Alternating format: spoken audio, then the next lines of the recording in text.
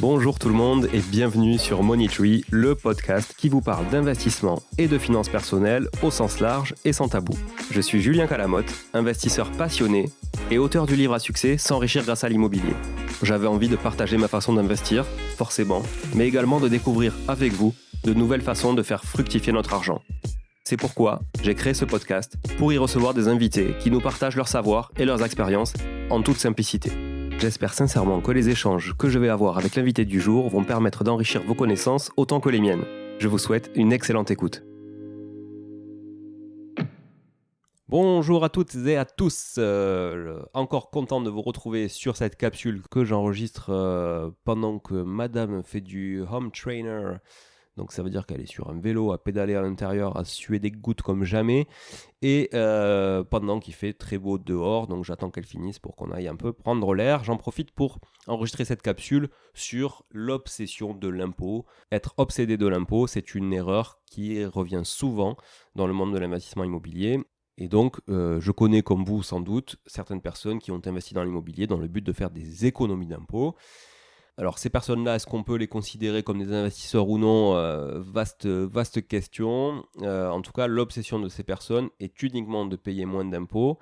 Et c'est une chose très commune dans notre pays, puisque le français et les impôts. Alors je comprends, c'est vrai que les impôts, c'est pas évidemment une chose très, très chouette quand ça tombe. Et puis voilà, ça fait toujours chier quand on gagne de l'argent de devoir en laisser une partie et de ne jamais la revoir, ou en tout cas de ne jamais avoir l'impression de le revoir, parce qu'on le revoit toujours dans notre quotidien. Mais on est tellement habitué depuis qu'on est né en France à avoir pas mal d'avantages qu'on ne s'en rend plus compte. Mais il est tellement ça, le français, qu'il est prêt à perdre de l'argent par ailleurs pour éviter de le donner à l'État. Et je vais vous expliquer pourquoi.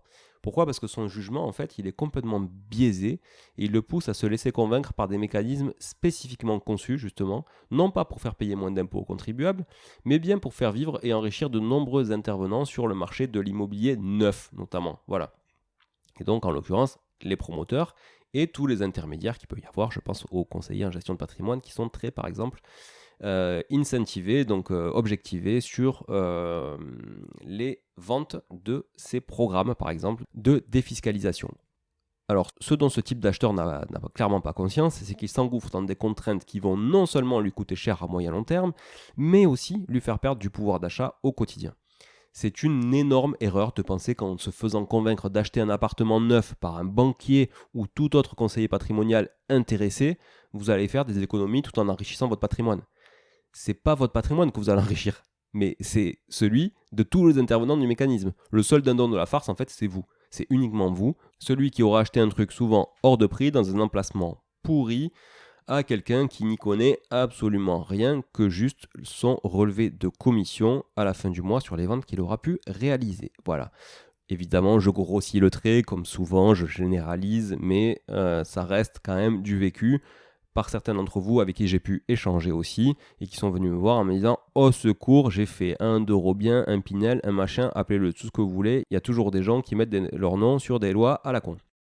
Bon, très clairement, quel investisseur aguerri rêverait d'acheter le même appartement que des milliers d'autres personnes, complètement aseptisées, au même moment, au même endroit, pour bénéficier des mêmes avantages qui se termineront au même moment. Moment d'ailleurs à partir duquel les mêmes milliers d'acheteurs vont chercher à se débarrasser de leurs biens.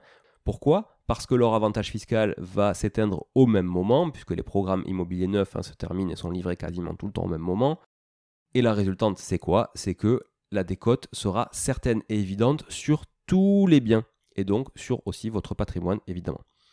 Donc la réponse à cette question, évidemment, c'est aucun investisseur normalement câblé ne peut rêver d'une telle situation, ça c'est certain. Pourtant, lorsque vous achetez un bien dans l'immobilier neuf dans le seul but de faire des économies d'impôts encadrées par des lois, comme je le disais, Robien, Duflot, plus récemment Pinel, vous achetez ce lot, vous achetez aussi ce lot de tracas à venir. Vous vous engagez dès à présent dans un projet au rendement vraiment bancal quand on met tout bout à bout, que ce soit à court terme comme à moyen terme.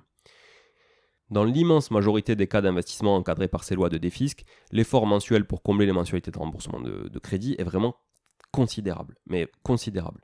On parle d'efforts quand même importants et je prendrai un exemple tout à l'heure.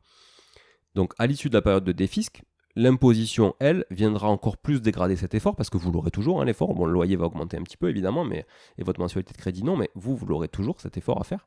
Mais en plus, l'économie d'impôt que vous avez à mettre en face, elle ne sera plus là. et ça deviendra donc une réelle contrainte financière. Donc concrètement, qu'est-ce que ça donne ? Si j'achète un appartement neuf, dans le cadre d'une loi de défisc, entre 15 et 20%, et je suis encore gentil, au-dessus de la valeur du marché. Déjà, à ce moment-là, je devrais me poser des questions. Je dois le garder dans la plupart des cas 9 ans pour bénéficier d'un crédit d'impôt le plus optimal possible. Donc je ne suis pas réellement maître finalement de l'arbitrage de mon patrimoine puisque la durée de détention elle est un peu imposée par l'avantage fiscal et cette date couperée. Donc des fois ça peut être 6 ans aussi évidemment, 9 ans ou 12 ans. Enfin ça dépend mais grosso modo en moyenne c'est 9 ans pour optimiser au mieux. Donc à moins d'assumer l'aggravation d'une situation pour laquelle je me suis déjà bien engagé, j'ai pas trop le choix quoi. L'arbitrage il est assez imposé. Je suis dans l'obligation de plafonner mon loyer parce que c'est la loi aussi. Pour bénéficier de cet avantage fiscal, je dois plafonner mon loyer. Donc cette loi me l'impose pour bénéficier des avantages. Donc j'ai quand même du chantage en face, hein. J'ai une carotte quoi. Voilà. Donc ça m'oblige en plus à faire un effort mensuel plus important que si je louais au prix du marché. Donc combler ce delta entre le loyer perçu et la mensualité de crédit va être encore plus difficile.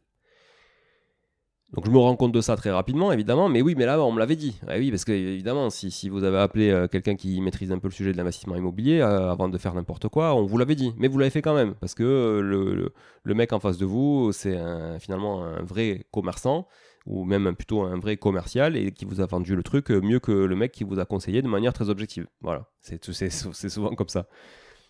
Mais à ce moment-là, je fais quoi ? Je suis pieds et poings liés dans cette situation, et si je souhaite en sortir plus tôt, ça va me coûter beaucoup plus cher que ce que ça peut me déjà coûter à la sortie.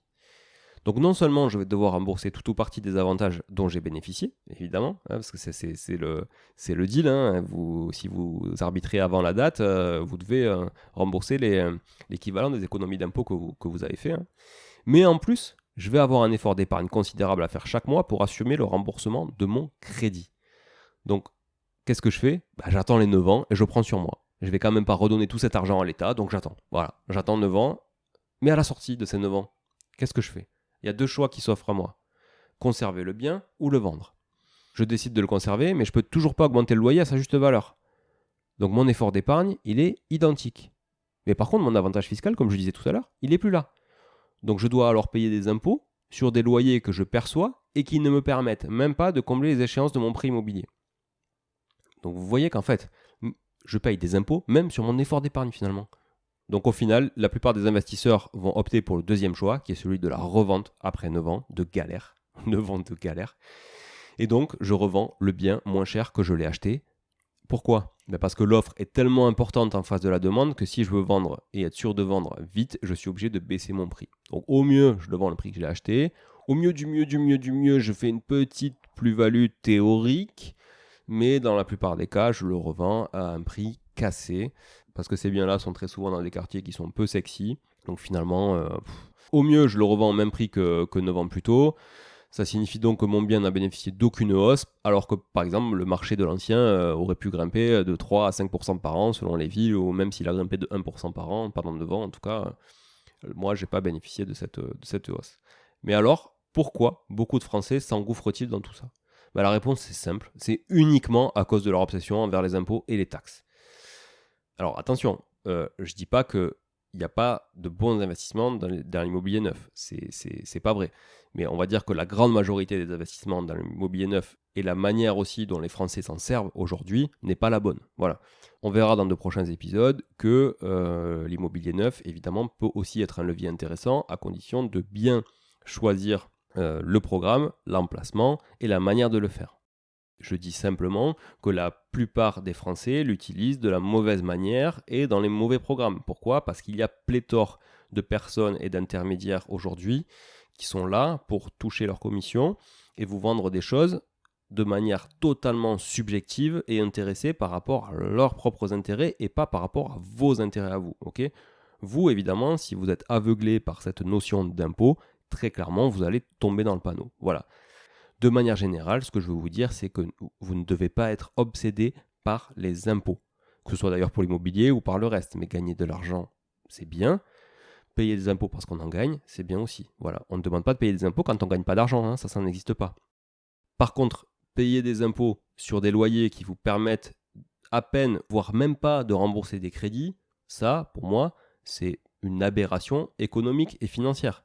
Et pour ça, il existe notamment le LMNP ou d'autres fonctionnements au réel qui vous permettent de ne pas justement payer de l'impôt sur quelque chose qui vous sert à rembourser des crédits, hein, comme ça peut être le cas souvent d'ailleurs en location nue aussi, et pas que dans le neuf. Hein, voilà. Je prenais un exemple de neuf parce qu'en plus dans le neuf, souvent on a l'effort d'épargne à faire en plus, avec une valorisation du patrimoine qui se fait très difficilement à horizon 10-15 ans. Voilà, donc bien sûr, la maîtrise de votre fiscalité, ça doit être un élément clé dans votre stratégie patrimoniale. Ça, il n'y a pas du tout de sujet là-dessus. Voilà. Et payer des impôts, c'est un mécanisme tout à fait normal dès lors que vous gagnez de l'argent. Aucun souci là-dessus. Évidemment, c'est pas moi qui vous dirai le contraire. Mais au final, dites-vous que si vous ne payez pas l'impôt aujourd'hui, quoi qu'il en soit, vous le paierez plus tard. En tout cas, vous en paierez les conséquences plus tard, même si ce n'est pas de la même manière. Donc c'est très souvent le cas d'ailleurs en immobilier, hein, en dehors de quelques niches très, très particulières hein, qu'on a... que vous connaissez, hein, comme la MNP ou le LMP, vous avez toujours des problématiques fiscales quand même plus importantes. Donc pour finir sur un exemple personnel, à propos de l'immobilier neuf, justement dans le but de défiscaliser. Voilà. L'expérience que j'ai pu subir à ce sujet, elle vient de l'acquisition qu'avait faite ma femme avec son ex-mari quand je l'ai rencontré. Donc à ce moment-là, eux n'avaient pas arbitré cette verrue immobilière et qui s'était clairement transformée en un gouffre financier. Donc s'il s'agissait d'un appartement T2, acheté à un prix évidemment bien plus élevé que sa valeur réelle, dans une ville de 5000 habitants à peine, et qui jouissait d'un loyer mensuel 200 € inférieur à la mensualité de crédit. Donc quand vous ajoutez l'impôt foncier, les charges et les autres dépenses afférentes, vous doublez pratiquement la perte sèche.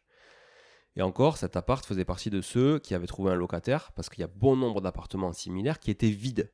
Parce qu'il faut trouver aussi un locataire dans ces zones-là où il y a beaucoup du coup d'offres par rapport à la demande et où il n'y a pas une grosse tension locative. Donc moi, pour ma part, j'ai hérité de ça et ça me coûtait 200 € par mois pour un truc que je n'avais pas choisi, dont je n'allais pas bénéficier, etc. Donc à l'époque, son ex-mari, bien naïf, s'était juste fait avoir par un conseiller bancaire qui lui avait vendu du rêve.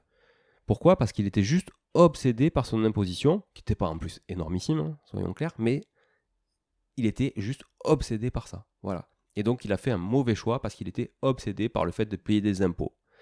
Donc personnellement, il ne m'a pas fallu beaucoup de temps pour convaincre ma femme de s'en débarrasser. On s'en est débarrassé au plus vite, enfin ils s'en sont débarrassés au plus vite, j'ai quand même pas mal poussé aussi derrière pour ça. Nos revenus à l'époque étaient quand même très faibles.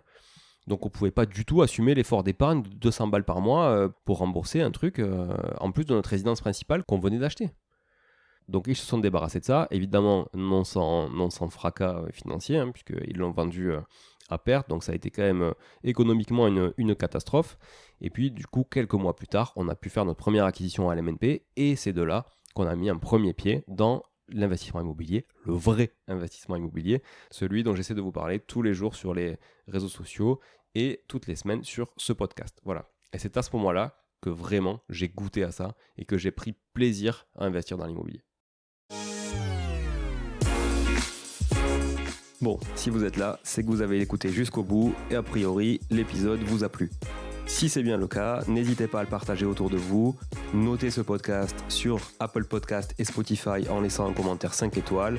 Je ne vous le répéterai jamais assez, mais c'est grâce à vous que ce podcast vit aujourd'hui et peut continuer de vivre en vous proposant un contenu toujours plus qualitatif. Merci encore, je vous retrouve très vite sur un nouvel épisode de Money Tree. En attendant, je vous souhaite la meilleure des réussites dans vos projets et un bon enrichissement. À très bientôt.